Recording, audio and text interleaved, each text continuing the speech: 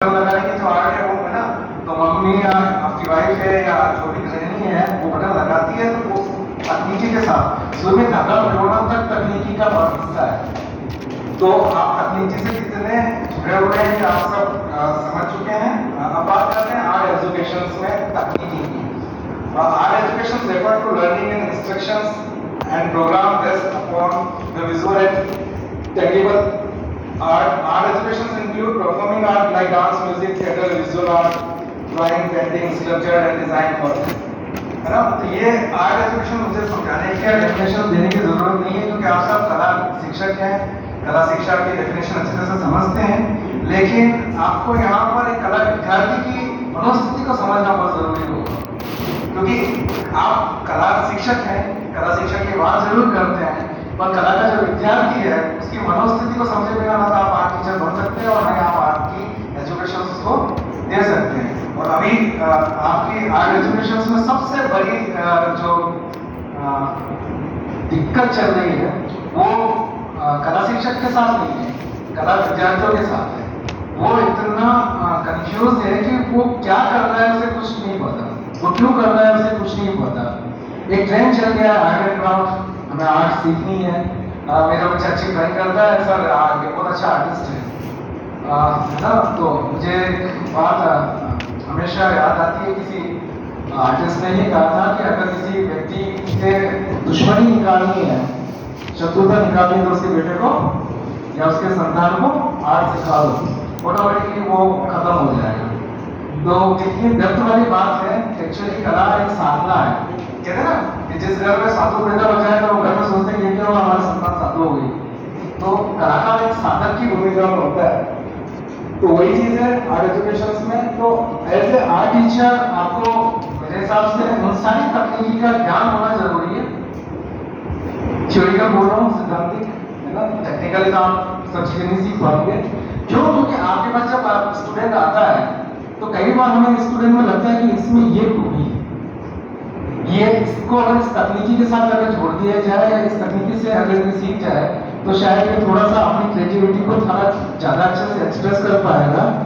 तो मीडियम के साथ में हम जैसे किसी बच्चे को देखते हैं तो वो ये सारी बातें मैं बार बार इसलिए कर रहा हूँ कि मेरा इम्पोर्टेंट जो अंडरलाइन मैं यहाँ कर रहा हूँ वो ये है कि आज स्टूडेंट कला का विद्यार्थी हमारे लिए इम्पोर्टेंट है। हम खुद कला के विद्यार्थी हैं तो सीधी सी बात है कि हम उस बच्चे को कंफ्यूज नहीं करें। हमारे पास जो स्टूडेंट हमारा है वो हमारे लिए हमारा स्टूडेंट हो सकता है लेकिन हम उसके लिए भगवान हैं। तो कभी भी आपके पास जो बच्चा आपके पास सीखने आया है या आपके पास जो सीख रहा है उसमें आपको हल्का सा भी 1% या 2% भी गुंजाइश लगती है कि इस बच्चे के अंदर क्रिएटिविटी है, इस बच्चे को तकनीकी से थोड़ा सा इंट्रोड्यूस कराया जाए तो शायद हो सकता है कि ये थोड़ा आगे सक्सेस हो। लेकिन उसको सारी चीजें मेरे हिसाब से आपको क्लियर करनी जरूरी है कि आर्ट फील्ड में हाँ कई बार यहाँ एक बात वापस मुझे कहना चाहूँगा कि कई बार टीचर बोलते हैं कि इस फील्ड में ये है वो है, आर्ट है, टीचिंग में चले जाओगे ये स्कोप है, ये स्कोप है ना। आप उसको गुमराह ना करें, आप उसको बताएं कि ये सब चीजें तुम्हारे सामने हैं, खुद डिसीजन लो। कई बार हम टीचर आपका मैंने कहा ना वापस आप उसके लिए क्या है भगवान है। तो आपने बोल दिया बेटा इस फील्ड में चले जाओ, बहुत अच्छा है स्कोप है, या इस फील्ड में चले जाओ, ग्राफिक में चले जाओ, स्ट्रक्चर कर लो। और कई सालों बाद वो स्ट्रक्चर करने के बाद उसको पता चलता नहीं यार मैंने ग्राफिक डिजाइन किया होता या मैंने नाइट आर्ट की होती या मैंने पेंटिंग की होती तो शायद मैं ज़्यादा अच्छा कर पाता। तो यही आर्ट एजुकेशन का सबसे इम्पोर्टेंट है कि आप ऐसे रिस्पॉन्सिबिलिटी है आपकी कि आप अपने स्टूडेंट को सही तकनीकी से इंट्रोड्यूस करें। उसे इस बात वो कब आएगा जब आप उसके साथ में क्रिएटिव प्रोसेस करेंगे, आप उसको एक पूरा स्पेस देंगे, आप उसको फ्रीडम देंगे, तब आपको मालूम चलेगा कि हाँ इस चीज़ के साथ अगर इसको थोड़ा सा इम्प्रूवमेंट किया जाए तो ये शायद आगे आर्ट टीचर्स के टूल्स क्या क्या होते हैं। एक्चुअली आर्ट टीचर्स के टूल्स मेरे हिसाब से क्या होने चाहिए, क्या होते हैं मुझे क्या बताएगा। कला शिक्षक के साथ टूल्स क्या होते हैं? आप सब कला टीचर हैं, आर्ट टीचर हैं, कला शिक्षक हैं। कौन सवाल पूछा हूँ स्लाइड में सब लिखा नहीं है। कला शिक्षक के टूल्स क्या है आप कोई बताएगा?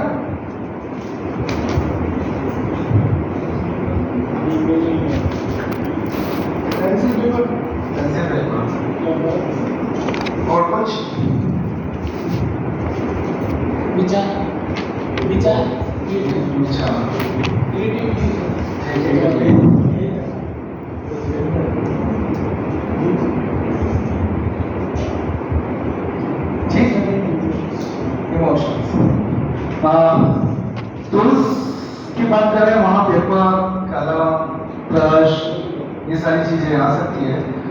लेकिन जो बात करी है, जो आपने करी है, इमोशंस, क्रिएटिविटी, थॉट्स, ये सारी चीज़ें आप उसको कहते हैं ना, एक तरह से उसको गार्निश करती है आपकी आर्ट को, आपकी थॉट्स को, आपके विचार को जो आप एक्सप्रेस करने जाते हो, तो आपका साधन जो है वो आर्ट बनती है।